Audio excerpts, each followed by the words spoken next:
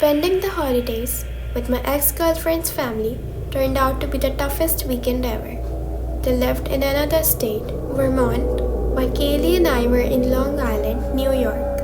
Although our relationship was relatively new, she thought it was serious enough for her parents to invite us for Christmas. Kaylee's family was small, just her brother and parents. When we arrived at the beautiful house in Vermont, it was a pleasant surprise. However, first impressions of her family were strange and weirdly friendly. The father didn't smile but greeted me warmly, and the mother, with an off-putting white smile, hugged me emotionally. Inside their house had a cozy lodge atmosphere. Later, I met Kaylee's socially awkward brother, Paul, with a bowl cut and a full tattoo sleeve. Dinner had awkward moments, but it was mostly normal. Afterwards, we watched a Christmas movie, and I noticed Paul giving me a judgmental stare. The night took an unexpected turn when I snooped on Kaylee's phone and discovered a text from her mom, changing everything. Briefly flashing on the screen, a message intended for Kaylee's mom asked if I suspected anything. Quickly, it shifted to a new message, likely due to iMessage notifications, hiding when the phone locks. My curiosity led me to want to read previous messages, but her phone had a password. Feeling my heart racing, Kaylee returned, and my distant demeanor didn't go unnoticed. Engrossed in texting, she eventually turned off the lamp and went to sleep, but I couldn't. For hours, I tossed and turned, haunted by the thoughts about the mysterious text and her brother's odd behavior. Around 2 in the morning, Kaylee quietly left the bed, normally a concentrated gesture. I found it suspicious, feigning sleep. I heard her approach, stand by my side, then exit the room and descend the stairs. Following her sound, I reached the top of the stairs to eavesdrop on what was happening downstairs. In the dining room, hushed voices were discussing something, and I cautiously descended a few stairs to grasp the mysterious conversation unfolding. Kaylee mentioned something about standing by the door when she went back up, and her brother's words added to the unfolding realization of what might be happening. Returning to the room to collect my belongings, I noticed something in a corner, a chilling sight. Kaylee stared with a blank expression behind his glasses, was sitting in a chair, staring at me. Shocked, I screamed multiple times, declaring them all crazy.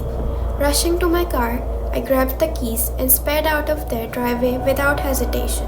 Only stopping for gas, I checked my phone to find Kaylee's text, asking what happened.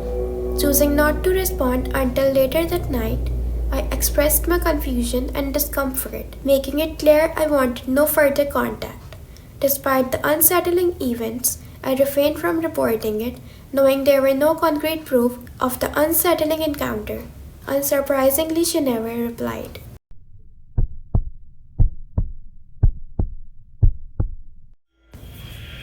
Patrick Finn reached his house after his Christmas adventures, narrowly avoiding the snowstorm by just few miles and minutes. He sensed not only the approaching dangerous blizzard, but also a darker presence, resonating in his soul and the souls around him, even within the ground itself. Patrick had never bothered to check, but he was convinced that beneath Winter Harbor, Maine's winter-covered grass and soil lurked a hungry mouth or a chasm craving the flesh of the innocent. Anchored to the physical world only by a desire to appear normal, it remained unsatisfied because the residents of the Winter Harbor were far from innocent. Patrick had moved to Winter Harbor to escape the desolation he felt in his hometown, Belmont, Maine. However, these feelings intensified due to the wintry death in the town and the lingering scent of the paint that seemed to permeate every building, as if attempting to cover something up. Despite the town's unsettling atmosphere, Patrick felt compelled to stay for the sake of his wife, whom he barely saw, and his distant son. Their marriage was strained, affecting their son like the aftermath of a huge earthquake. Despite the town's unsettling atmosphere, determined to make it up to his son, Patrick bought him the most extravagant gift he could find, a new video game system. Despite the charades, Patrick felt empty, shopping for a boy he barely knew, whose existence occasionally slipped his mind on Christmas Eve. Arriving home before the snowstorm, Patrick entered the garage, where he often felt mysterious changes within his small space. The musky smell of old holiday decorations combined with the omnipresent scent of fresh paint, varnish, and gasoline, creating a force whispering to Patrick as he exited his car. Shuddering heavily, he shrugged off the dull headache and dry mouth, quickly wrapping the gift and placing it under the tree before creeping upstairs. Grimacing at the realization that he was far from Santa, Patrick reached the top of the landing and glanced at the clock, which read 11:49. Standing there, he hoped for a fleeting childhood feeling accompanying Christmas, but it never came. No cheery music, no scent of evergreens and cookies, only deafening silence and the persistent smell of paint surrounding him relentlessly. The arrival of another disappointing Christmas hit Patrick like a blow to the face. Falling to his knees and subsequently onto his stomach, he couldn't discern if he had passed out. Suddenly, a loud sound from his son's room jolted Patrick awake. Stumbling into the room, he wondered about the noise and found a large black humanoid with goat horns and a snake-like tongue clutching his son. Patrick, seemingly unable to recognize the creature or anything else, asked, "What do you want?" He knew the creature desired something. The creature smiled, licking its lips, and cryptically spoke about 9 tender fruits, spoiled not by worms but by a tree with a rotten hollow core. Patrick stared, sweat collecting on his brow, feeling as if his brain had been set on fire, struggling to breathe.